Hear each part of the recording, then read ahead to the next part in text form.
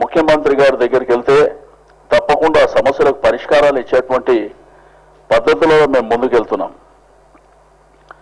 డెఫినెట్గా ఆ పద్ధతుల్లో బంగారు తెలంగాణ నిర్మాణంలో ప్రతి ఒక్కరు భాగస్వామ్యం కావాలని చెప్పేసి అనేకమైనటువంటి కార్యక్రమాలు మీరు తీసుకుంటే వాటర్ గ్రిడ్ కానివ్వండి, కాకతీయ మిషన్ కానివ్వండి, పెన్షన్లు ఇచ్చే కార్యక్రమం కానివ్వండి, 6 కేజీల బియ్యం ఇచ్చేటువంటి కార్యక్రమం, సేమ్ టైం సన్న బియ్యం ఇచ్చేటువంటి కార్యక్రమం, మొన్నటికి మొన్న అంగన్వాడీ టీచర్స్కు 4,200 రూపాయలు ఉంటే 7,000 రూపాయలు పెంచారు. ఇది చరిత్రలో ఎప్పుడు జరగలే. ఏ ప్రభుత్వాలు అయినా కానీ 300-400 పెంచుతారు.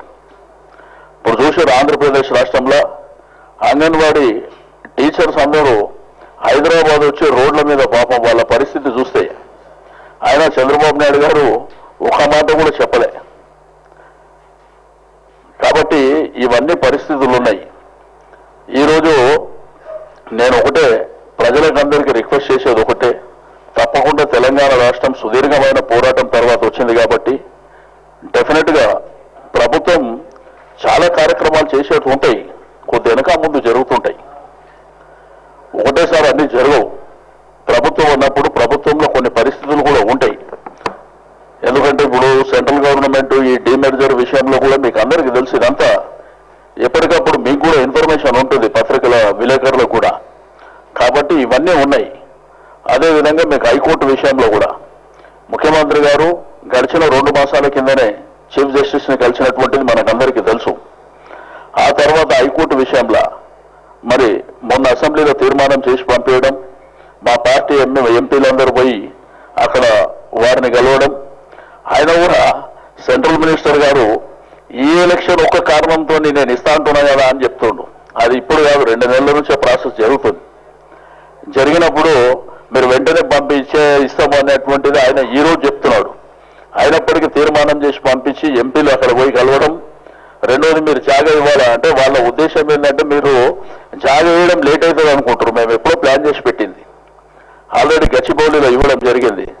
అదేవిధంగా ఎవరైతే అడ్వకేట్స్ ఉన్నారో వీళ్ళు కూడా తెలంగాణ ఉద్యమంలో కీలకమైనటువంటి భూమిక, ప్రతి కోర్టుల దగ్గర ధర్నాలు చేయడం, కోర్టులను బైకాట్ చేయడం, ఉద్యమంలో కీలక బాధ్యత వహించడం.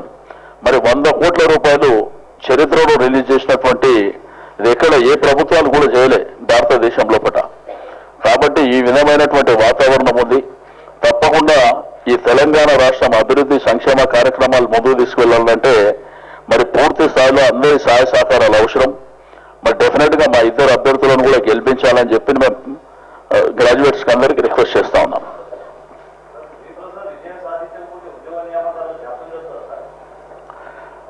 అట్లా అంటలేను బాస్.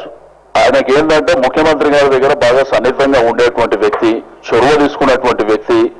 గత 30 సంవత్సరాలలో ఆయన చేసినటువంటి పనులు మీకు అందరికీ తెలుసు.